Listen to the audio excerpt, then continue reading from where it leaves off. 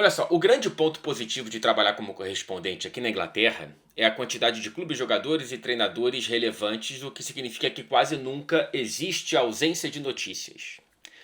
O grande ponto negativo de trabalhar como correspondente aqui na Inglaterra é a quantidade de clubes, jogadores e treinadores relevantes, o que significa que praticamente nunca existe ausência de notícias. Mal viramos de ano e já estamos aqui nos encontrando mais uma vez. Não há descanso. Feliz 2026 com uma nova camada de ressaca para o Chelsea. Enzo Maresca não é mais treinador dos Blues. E com isso a gente tem pelo menos 3 grandes questões para tentar responder aqui, tá? Por que essa separação? Qual será o futuro do Chelsea? E qual será o futuro de Maresca? Vamos começar com a primeira pergunta. Por que isso aconteceu? Parece meio que do nada, né?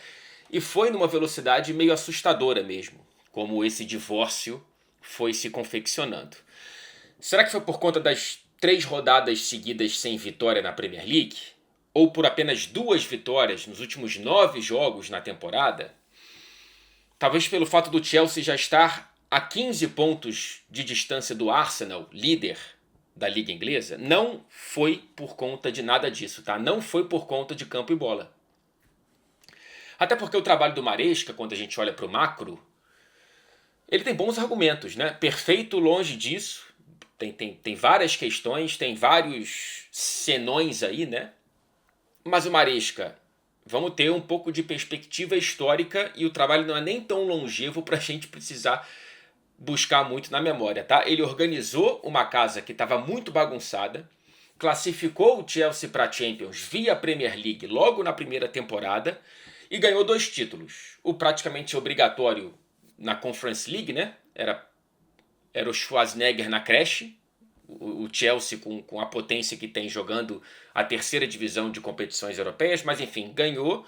E depois conquista a edição inaugural da Copa do Mundo de Clubes, que para além de um título que é importante para o Chelsea, para a torcida do Chelsea, deixa aquela sensação muito boa na goleada, no atropelo para cima do PSG na final, né? Então, o Maresca ele chega nessa temporada aparentemente muito bem, começa a temporada bem e ainda que a gente tenha questões, e daqui a pouco eu vou me aprofundar um pouco nelas, o Maresca entrega uma temporada à altura das expectativas, pelo menos das minhas. Só que tudo começou a azedar publicamente no dia 13 de dezembro, não tem tanto tempo assim, olha a velocidade como isso escalou, né? Depois de vencer o Everton por 2-0, o Maresca foi à coletiva e do nada, sem nem ter sido perguntado sobre o tema, ele cuspiu marimbondos sobre, disse ele, ter acabado de viver as piores 48 horas como treinador do Chelsea. Um recado indireto, porém claro. Desavenças com a diretoria, não tinha nada a ver com elenco, com jogador, com torcida, não. Era do Maresca para cima. Ainda não foi dito por nenhuma das duas partes o que de fato aconteceu. Será que a diretoria do Chelsea vai começar a vazar alguns problemas na relação com o Maresca para os setoristas e daqui a pouco isso vem à tona? Será que o Maresca vai dar alguma entrevista, agora desempregado, para falar sobre o que aconteceu? Ou será que só descobriremos em algum podcast de futebol daqui a 10 anos? O que a gente apurou daqui, tá? Algumas das razões para essas fraturas na relação. O Maresca sentia que o trabalho dele, com um grupo tão jovem e verde, deveria ser mais prestigiado internamente.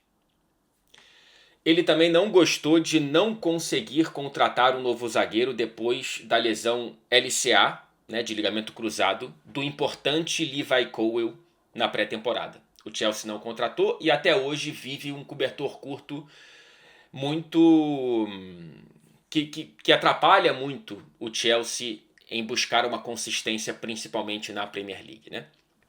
Então, basicamente, o primeiro motivo que a gente consegue ter aqui, né, da nossa apuração, ele é um pouco mais macro, né? Não se sentir prestigiado como sente que deveria.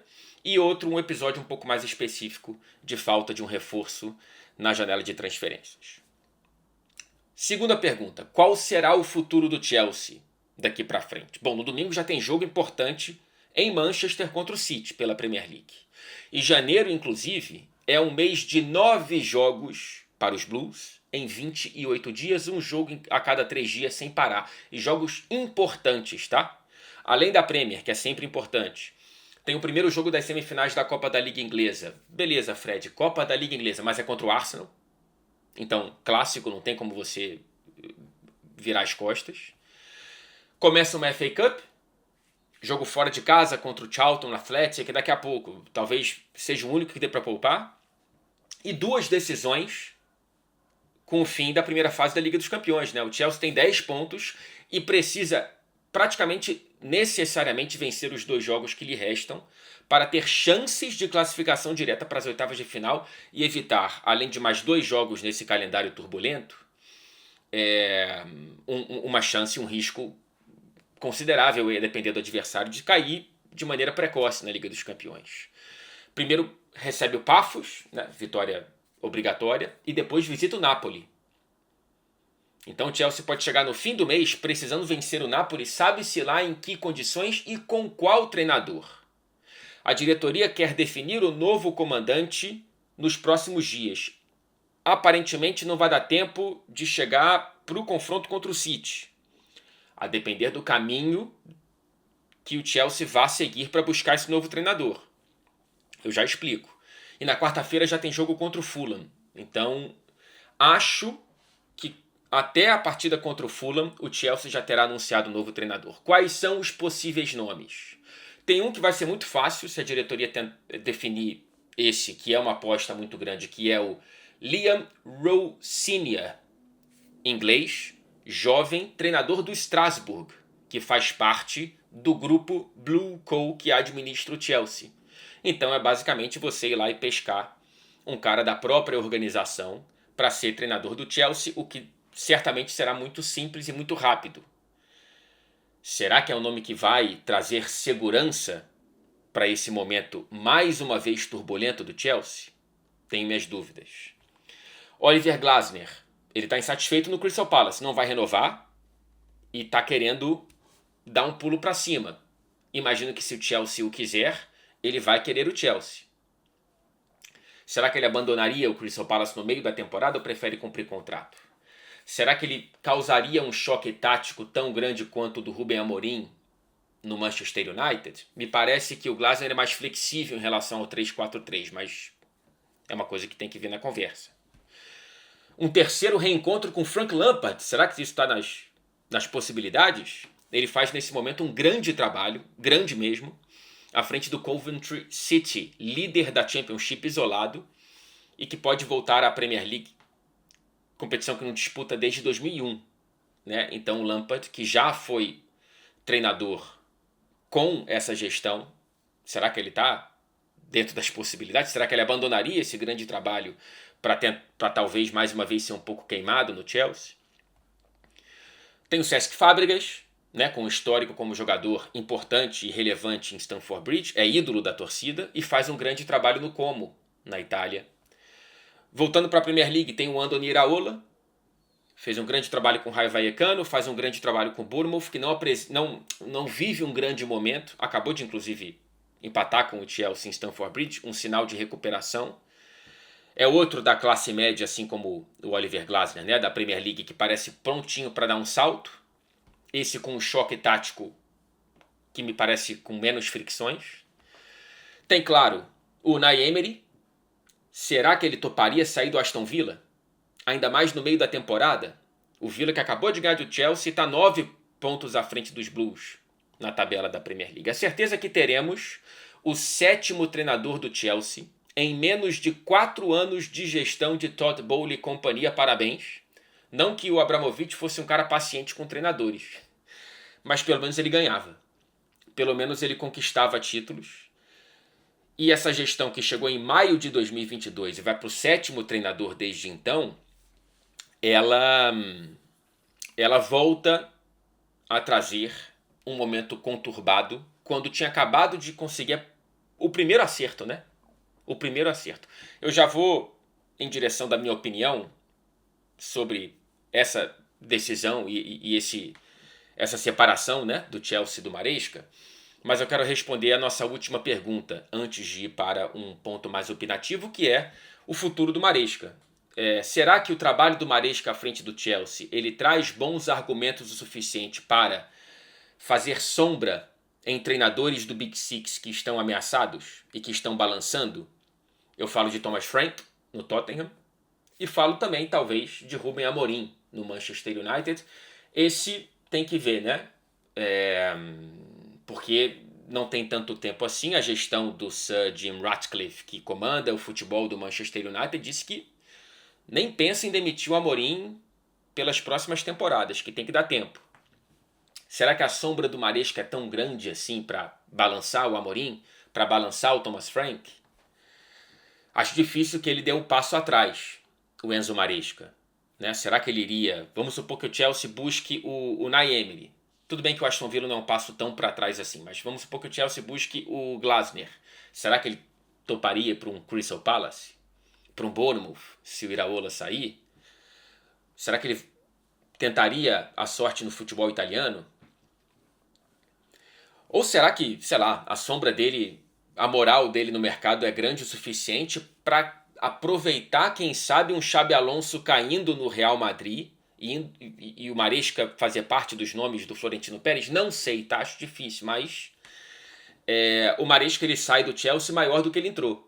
Né? Ele chega como campeão da Championship com o Leicester City no primeiro trabalho dele como treinador, depois de ser auxiliar do técnico Pep Guardiola no Manchester City. Há inclusive quem já trace um mapa de Maresca de volta para Manchester, caso o Pep Guardiola saia ao fim desta temporada do Manchester City. O Guardiola gosta muito do Maresca, e o Guardiola, no momento em que ele decidir sair do Manchester City, ele certamente vai ser consultado sobre o sucessor.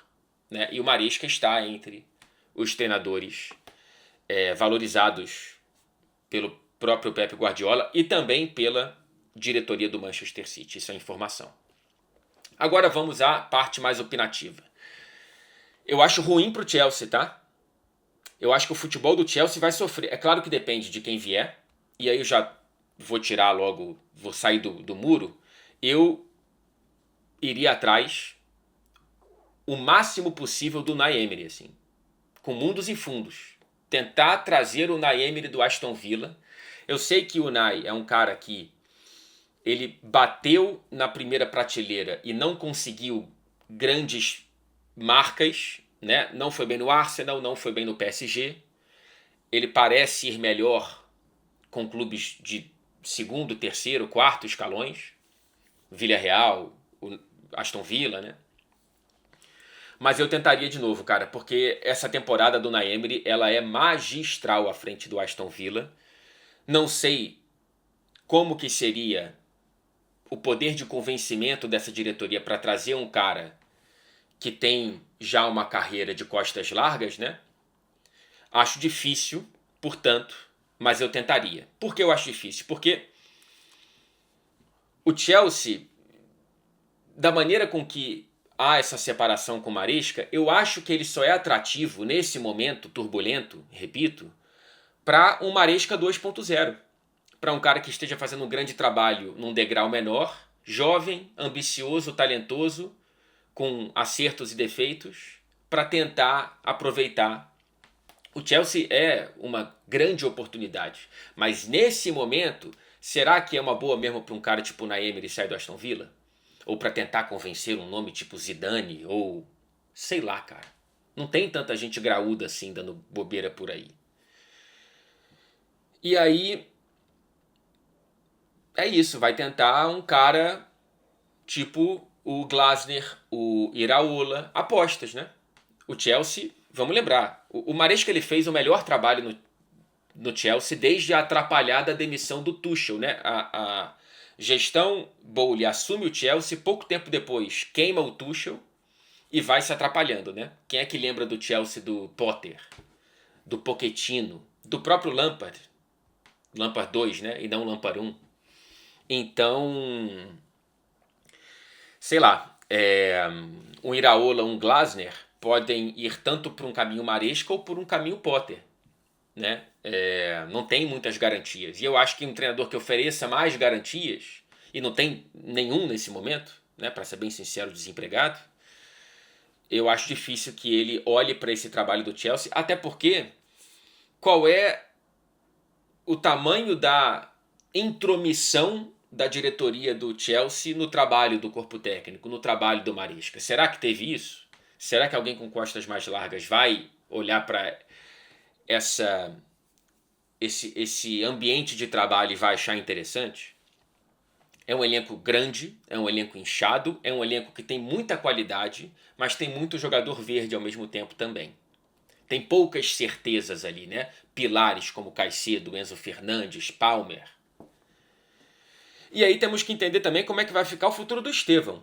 Não é o único brasileiro, né? Mas é o que mais brilha os nossos olhos e os olhos do torcedor do Chelsea. Mais do que o João Pedro, mais do que o Andrei Santos. E com o Maresca, o Estevão tinha a 14ª minutagem de todo o elenco.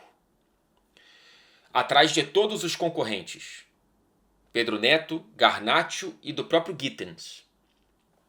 Isso quer dizer que o Maresca administrou mal o Estevão? Não. Inclusive, eu acho que o Maresca administrou bem o Estevão até poucas semanas atrás. Depois dele fazer bons jogos contra Barcelona e Arsenal, eu sei que teve uma pequena lesão no meio do caminho, mas o Maresca, ele escondeu o Estevão demais. Eu não entendi por que ele fez isso nas últimas semanas. O Estevão, ele tem uma minutagem muito boa para quem acabou de chegar do Brasil, né? Acabou de chegar e tá com uma minutagem maior do que a que eu esperava, mas isso é também porque o Estevão, ele entrega quase sempre quando ele está em campo. Não é só um treinador com paciência, pelo contrário, o Estevão está queimando etapas pela própria qualidade. Contra o Bournemouth, voltou ao time titular, não jogava desde o começo de dezembro, né, quase um mês, e arrebentou na partida em Stamford Bridge. Foi o melhor em campo com a camisa do Chelsea. E então o novo treinador tem que olhar para essa questão com carinho. Não existe o Estevão estar atrás do Garnacho. Ah, Fred, um joga de um lado, outro joga de outro. Não é assim. O Estevão pode fazer os dois lados, tá? Se o Pedro Neto, eu entendo que tem que ser titular, ele prefere jogar na direita, joga o Estevão na esquerda, como no segundo tempo contra o Bournemouth, ele arrebentou por ali. Não existe. Ou então, se, né, pensando assim, com quem tem um teto maior para entregar, inverte o Pedro Neto de lado e deixa o Estevão na direita próximo do Palmer. Eu entendo que o momento é de um Estevão que não pode ser a 14ª minutagem do elenco, ele não pode estar atrás do Garnacho e do Gittens em termos de oportunidades. Do Pedro Neto eu entendo, mas os outros dois não. E aí vamos ver como que vai ser o futuro do Estevão, como que vai ser o futuro do próprio Chelsea, quem é que eles vão escolher. Não vai demorar mais de uma semana, tá? Não vai demorar mais de uma semana. Até o jogo contra o Fulham é muito provável que o Chelsea já tenha um novo treinador. Não sei qual é a sua opinião sobre essa. A separação, ela é inevitável porque ela vem de uma cisão dos dois lados. Não é o Chelsea que demite o Maresca, não é o Maresca que se demite do Chelsea. Então a separação, ela é inevitável. A minha crítica é ter deixado um trabalho que me parece muito melhor do que, muito mais positivo do que negativo, ser fritado dessa maneira. E aí eu acho que é mais um erro da gestão Todd Boehly. O Chelsea sai pior dessa separação. E vamos ver para onde que o Maresca vai. Talvez caia até para cima. Deixa aqui a sua opinião, por favor. E qual é o seu nome preferido aí do mercado para ser o novo comandante do Chelsea? E nomes possíveis, tá? Não vem falar de Jürgen Klopp. Vamos trabalhar com uma realidade pelo menos mais próxima do que a gente está vivendo. E feliz 2026, tá? Um beijo.